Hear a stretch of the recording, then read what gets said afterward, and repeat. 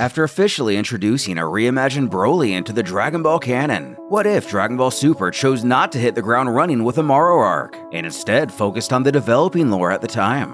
What if there are direct consequences from 17's wish after the Tournament of Power? Now, a quick shout out to top tier Patreon members: Sergeant Gloy, Croy the Salty, and of course, Miles Kirby. Thank you for supporting MMDO Broadcasting. Among all the fighters our heroes had faced during their decades-long odyssey, beginning as the misadventures of a strange, monkey-tailed boy, it quickly evolved into regular battles to save the Earth, universe, and more. Goku would face other aliens with otherworldly techniques, ancient beings with unbelievable power, and magical creatures who bend logic itself.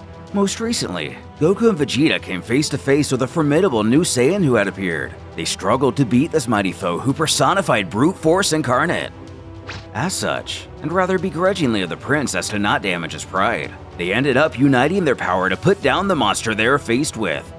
Broly, the legendary Super Saiyan himself, formerly cast off to a distant world during his childhood. Goku's pristine, pure mind led him to see the goodness within the legendary warrior's soul. He wasn't a bad guy, just misled and born into unfortunate circumstances. Our hero would even visit him on planet Vampa to deliver some much-needed supplies, and much-appreciated supplies given the barren climate of the uncivilized world. Broly then felt indebted towards Goku. Up until recently, his father Paragus was the only other person he ever knew. Between Chilai and Limo, who first showed kindness and empathy, now another Saiyan, an inconceivable friendship was born.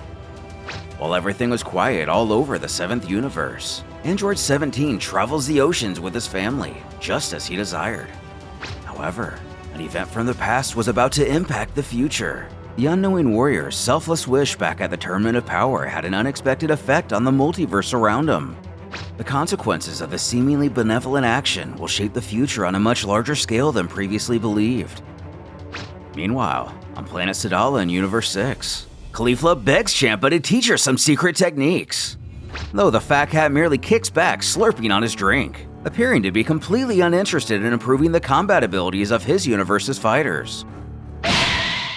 When his focus is abruptly pulled to something else, turning to his left, he wonders what in the world that force is he's feeling, while the Saiyan in the background remains on her one-track mind. The ground begins to rumble. They ponder if it's an earthquake, but it's a much different kind of tremor. Champa wonders what his brother is doing in this universe. Turning to her would-be mentor, Caulifla asks if this is one of the techniques he's going to teach her today. Screaming to her sister in arms, the revenge on Goku is getting close. Ever so slightly, a little too enthusiastically. Universe 11, Top kneels before Belmont. As one could guess, the former is continuing along his path and becoming a god of destruction. When they too feel an astounding energy, but this time it's Goku. Margarita chuckles, it's almost as if you were really close by. But how could that be possible? What is happening in these universes?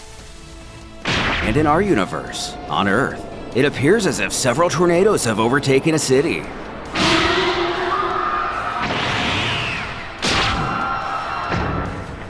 Saving a crowd of people inside a bus, Krillin does his best to control himself and maintain his duty. He tells everyone not to panic and to get out one by one. Doing so, Krillin removes his helmet to face skyward. In his mind, he asks his friend, doesn't he feel his frenzied quest for power is going too far? Beerus's world, Whis also gazes into the universe. When he gets a message from someone, Shin and Old Kai. Sheepishly, the Supreme Kai rubs the back of his head to first apologize for the unannounced call. But the universe itself is shaking. Moreover, he feels Son Goku's and Lord Beerus's auras going berserk. All things considered, he would like an explanation for what's currently going on. Who at first only appears to subtly giggle at the question, before then telling his dear Shin what's happening. It's a culmination of training of Son Goku.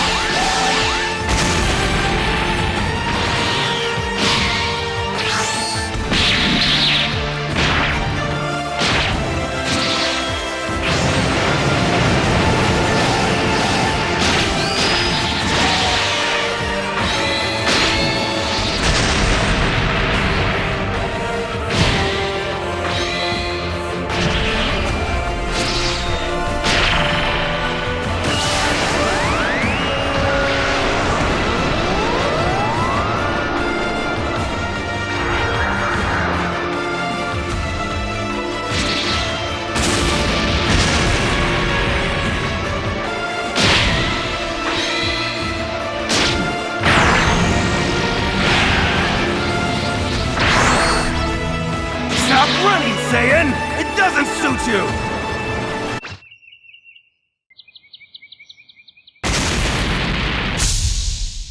Come over here!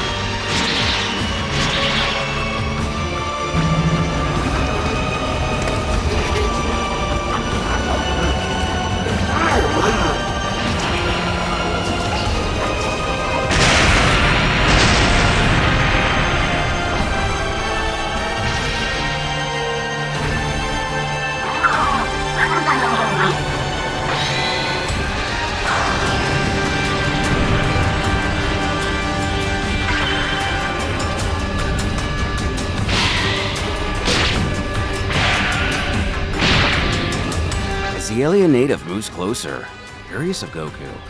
The Saiyan screams for him to get out of here, knowing full well what's going on up in space.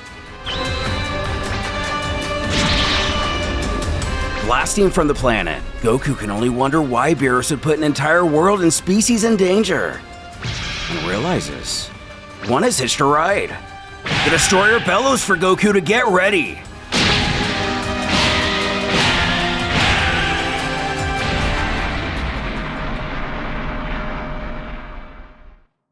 Back with Whis, he elaborates on how the pair left 30 minutes ago already. The Oracle Fish is amazed someone has been able to keep a fight going with Lord Beerus for so long. This Earthling really is astonishing. The Angel has a bad feeling and thinks it might be a good idea to join him. And the Oracle has a vision. He cryptically utters, "We'll act upon our own ending. Universe. Consequences." Whis glances down. Might this somehow be linked to the fight happening now? On Earth, the rumbling stops at last. Boo throws his arms in the air to shout he's hungry, while the former holds his granddaughter and introduces her to his pal Boo. The pair are revealed to be a capsule corp for a gathering of some kind. Chi-Chi growls Goku better hurry up and get here already, as Videl assures her not to worry, he shouldn't take too long. Gohan is so eager to see him.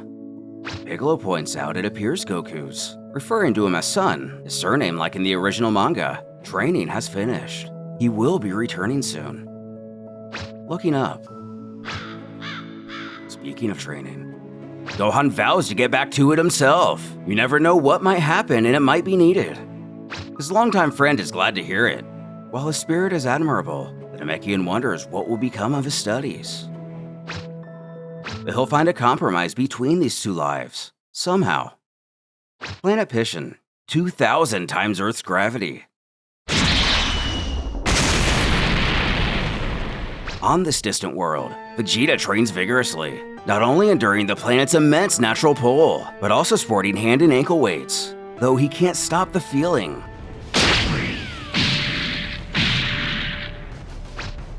All of these trainings are becoming totally useless. Hitting a wall, what else can the prince do to further his goal? Will he find his own path to power, following his personal strengths like in Super? Meanwhile, a few minutes ago, Goku appears heavily damaged. He stutters to tell Beerus that without him intervening, the Destroyer would have extinguished an entire civilization. But he only grins. He guesses he'd just be doing his job as God of Destruction. Will Goku further his path in mastering Ultra Instinct and finally surpass Lord Beerus? Or is he only treading water in a long, fruitless endeavor?